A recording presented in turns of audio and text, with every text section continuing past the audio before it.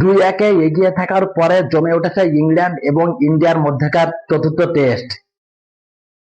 এই টেস্টে প্রথম ইনিংসে ব্যাট করতে নেমে ইন্ডিয়া 358 রান সংগ্রহ করে এবং জবাবে ব্যাট করতে নেমে পাহাড় সমান স্কোর দাঁড় করান ইংল্যান্ড।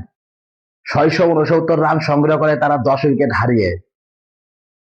জো রুট একটি নতুন রেকর্ড করে বসেন এই ম্যাচে।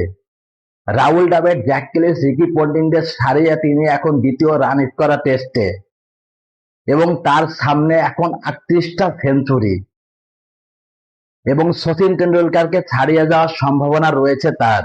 পঞ্চম দিনের খেলা জমে ভরপুর হবে সেটাই আশা করছে ক্রিকেট প্রেমীরা। প্রথম ওভারে 2 উইকেট হারিয়ে ব্যাকফুটে চলে যায় ইন্ডিয়া। সেখান থেকে ক্যাপ্টেন শুভমান গিল এবং কেএল রাহুলের অসাধারণ ব্যাটিংয়ে ঘুরে দাঁড়িয়েছে ইন্ডিয়া।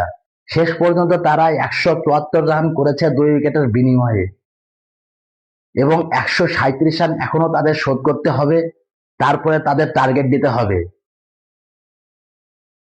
250 রানে যদি ইন্ডিয়া টার্গেট দেয় তাহলে কিন্তু বাসবল খ্যাত ইংল্যান্ড ম্যাচ জয়ের সম্ভাবনায় তারা এগিয়ে যাবে।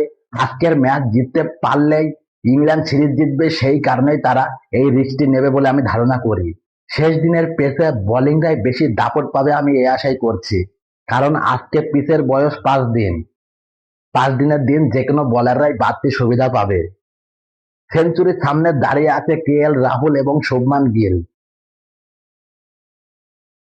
দুজন যদি সেঞ্চুরি করতে পারে তাহলে বড় সংগ্রহের পথে এগিয়ে যাবে ইন্ডিয়া।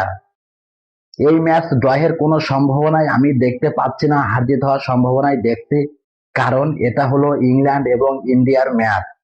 কেউ চাইবে না যে আজকের ম্যাচটি ড্র হোক, কিন্তু ইন্ডিয়ার যদি আর্লি উইকেট পড়ে যায় আজকে তাহলে ইন্ডিয়া চাইবে যে ম্যাচটি যে কোনো ভাবে ড্র হোক এবং তারা ডিফেন্সিভ খেলারই চেষ্টা করবে।